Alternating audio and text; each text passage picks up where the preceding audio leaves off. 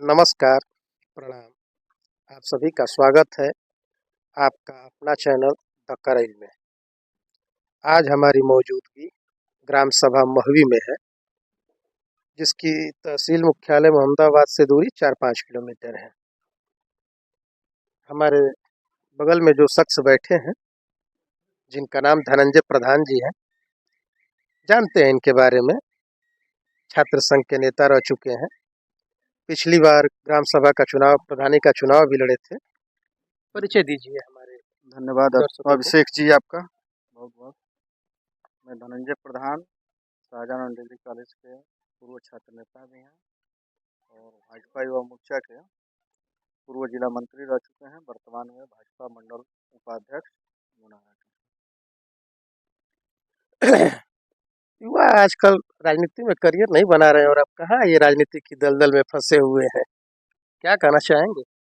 राजनीतिक कोई पेशा नहीं होता है, ना धंधा होता है। राजनीतिक एक माध्यम होता है जनता का सेवा करने के लिए।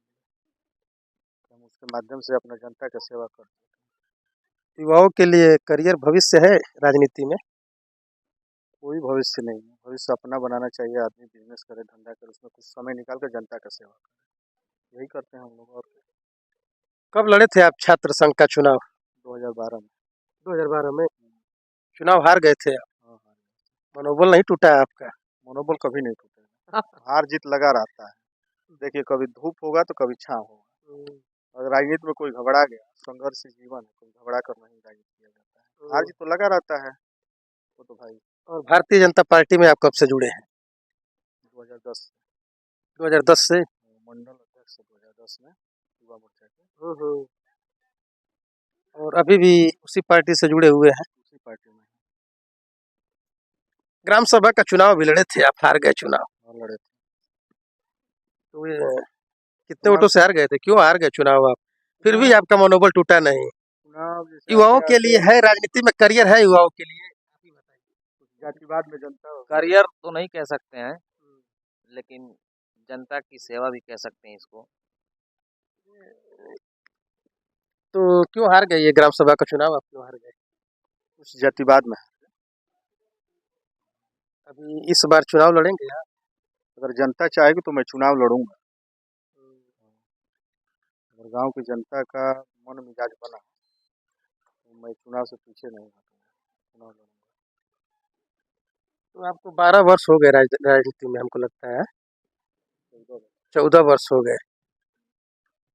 2 बार चुनाव हार चुके हैं आप, फिर भी तीसरी बार लड़ेंगे ही? जरूर लड़ेंगे। संघर्ष कर रहे हैं, आप मान नहीं रहे हैं। लेकिन हम संघर्ष से कभी घबराते नहीं। हम संघर्ष के आदी हैं, शुरू से संघर्ष करते आ रहे हैं। कभी संघर्ष से न घबराते हैं, न विचलित होते हैं, न कभी न होंगे।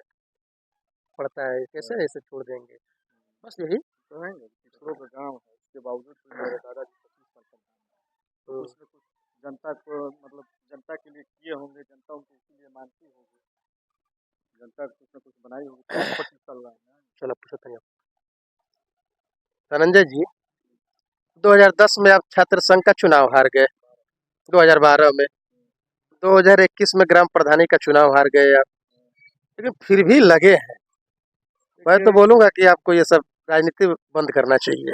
नहीं नहीं, राजनीति में हम पहली बार नहीं अपने परिवार से। हमारे दादा इस गांव सभा के बैकवर्ड गांव है, लोग कहते हैं। सबसे कम आबादी हमारे समाज की है, सबसे अधिक कुशवाहा समाज है, मुसलमान है, जैसे हरिजन है, राजभर है, यादव है, गुप्ता है। उसके बाद हमारी संख्या आती है।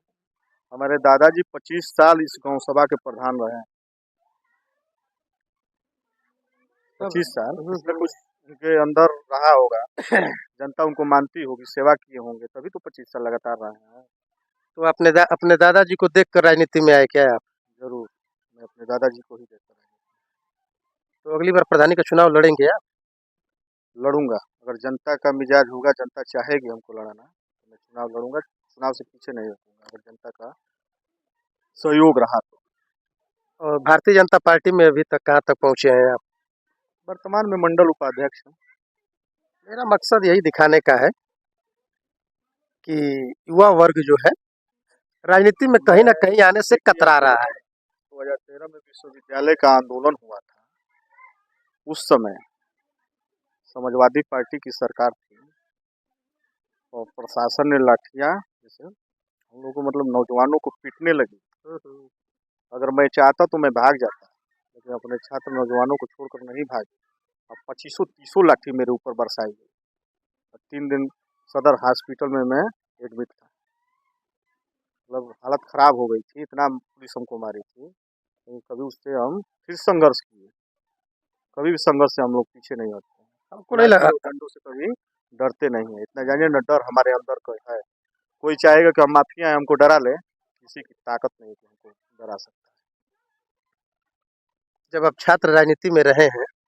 और जब आपने राजनीति की शुरुआत की होगी तो मुकदमा दर्ज तो हुआ होगा आपके ऊपर। छात्र राजनीति में रहते हुए हमारे पे 6 की मुकदमा है, आज भी चल रहा है। 6 मुकदमा है। 6 मुकदमा। किस रोड लिए? रोड जाम करना, जैसे धरना देना, तो यही सब मुकदमा है। कोई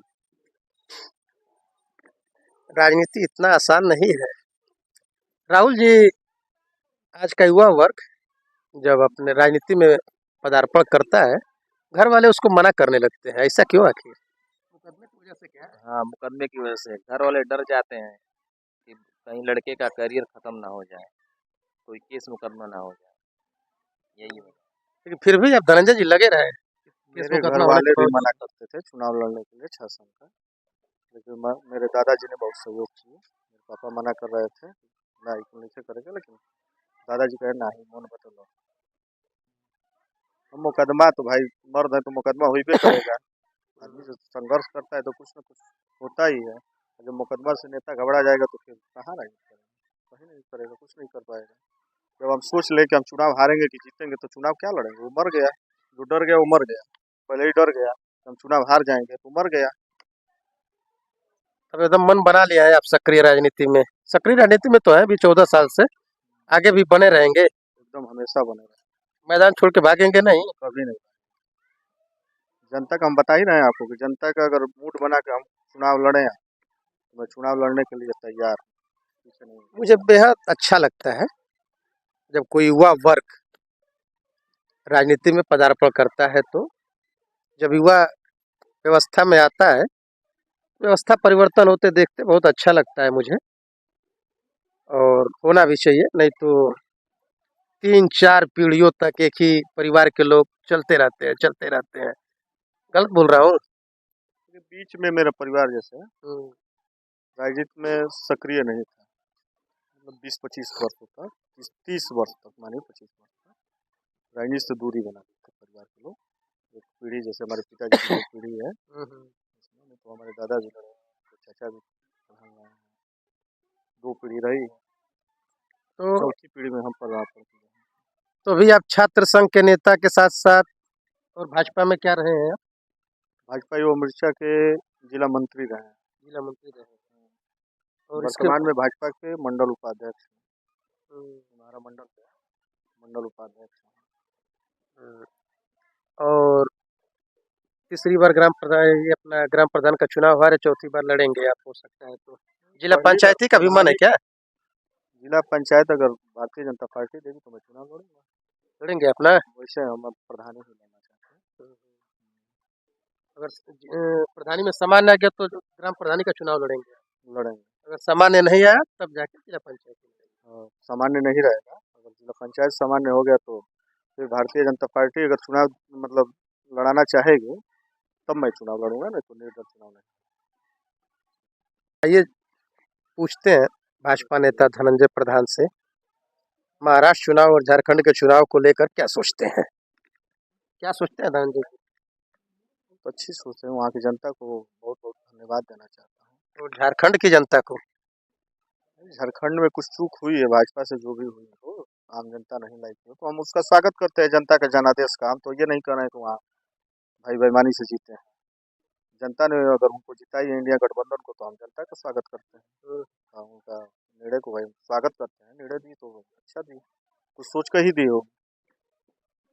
मोहम्मदाबाद कब जीतेंगे? मोहम्मदाबाद जीतेंगे 2027 में, फतह कर देंगे मोहम्मदाबाद। और गाजीपुर? गाजीपुर भी जीता जाएगा। जनता मूड बना चुकी है मोहम्मदाबाद में। पूर्वांचल में आपकी पार्टी की स्थिति खस्ताहाल है। चढ़ाव उतार होता रहता है। 2012 के चुनाव में भारतीय जनता पार्टी की पूर्वांचल बहुत सीटों पर जमानत जब्त हो गई थी, और 2014 में समाजवादी पार्टी की सरकार रहते हुए समाजवादी पार्टी का सफाया पूरा पूर्वांचल से हो गया था, आपको याद होगा। नहीं, कभी ऐसा नहीं हुआ है। 2012 में आपको बता रहे हैं कि मतलब गाजीपुर में एक सीट छोड़कर सारी सीटों पर भारतीय जनता पार्टी की जमानत जब्त हो गई थी, लेकिन 14 में फिर पुनः भारतीय जनता पार्टी उतने वोटों से जीत गई। बहुत बड़ी उपलब्धि जनता के कहेंगे। आज के डेट में बहुत भारतीय जनता पार्टी मजबूत है। गाजीपुर में एक सीट छोड़कर सारी सीटों पर भारतीय जनता पार्टी की जमानत जब्त हो गई थी, लेकिन 14 में फिर पुनः भारतीय जनता पार्टी उतने वोटों से जीत गई। बहुत बड़ी उपलब्धि जनता के कहेंगे। आज के डेट में बहुत भारतीय जनता पार्टी मजबूत है। समाजवादी पार्टी को कोई लाइक नहीं कर रहा है। राहुल जी, समाजवादी पार्टी का 7 सीट है विधायकी का। ना कहीं ठीक होता है कट कर के होते पार्टी में बड़ा हो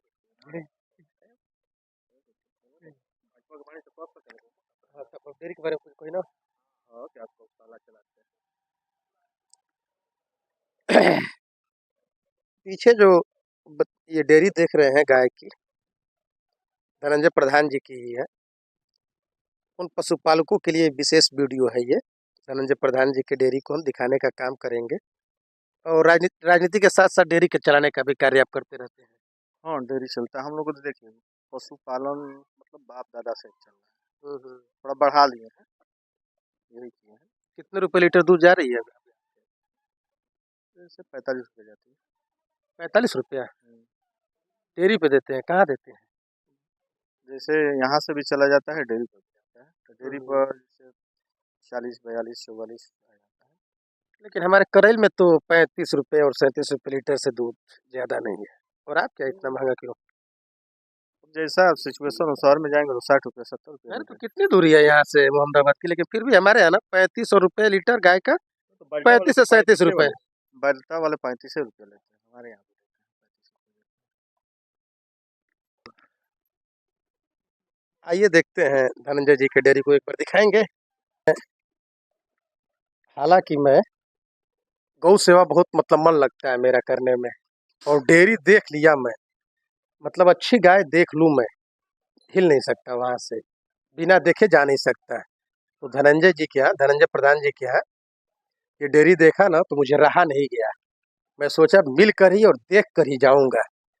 तो आइए आपको इनकी डेयरी दिखाते हैं। शुरू करिए। ये कितनी गाय है आपके यहाँ धनंजय जी? 6 गाय है आपके यहाँ। 1 2 3 4 5 और ये लाल वाली 6 गाय है। ये बढ़िया है। हाँ, बढ़िया है, गाभिन है 5 महीने का। ये बढ़िया थोड़ा दिखाइएगा। बहुत अच्छी नस्ल की लग रही है ये। मुर्रा नस्ल की। मुर्रा नस्ल की है क्या? हाँ, ये बढ़िया अच्छी है। और छोटी छोटी बच्चियाँ कितनी है? ये 4 हैं और बाछे 2। उधर जो उधर है सब बच्चियाँ है, हाँ, बछिया और बाछा 2 हैं। तो कहाँ इनको खेत में छोड़ देंगे तब? तो अभी आप गौशाला में गौशाला आपके यहाँ नज़दीक कौन सी है? करीमदीनपुर गौशाला में लेते हैं गाय सब? बाछा ले लेते हैं सब ना। हाँ। एक एक गाय को मैं दिखा रहा हूँ। ये 1 नंबर गाय, 2 नंबर, 3 नंबर, 4 नंबर, 5 नंबर। ये बढ़िया ना परेशान कर रही है मुझे। ये 6 नंबर। ये गिर में है क्या? ये लाल वाली कितना कितना दूध देती है? ये 9 लीटर। ये लाल वाली गाय।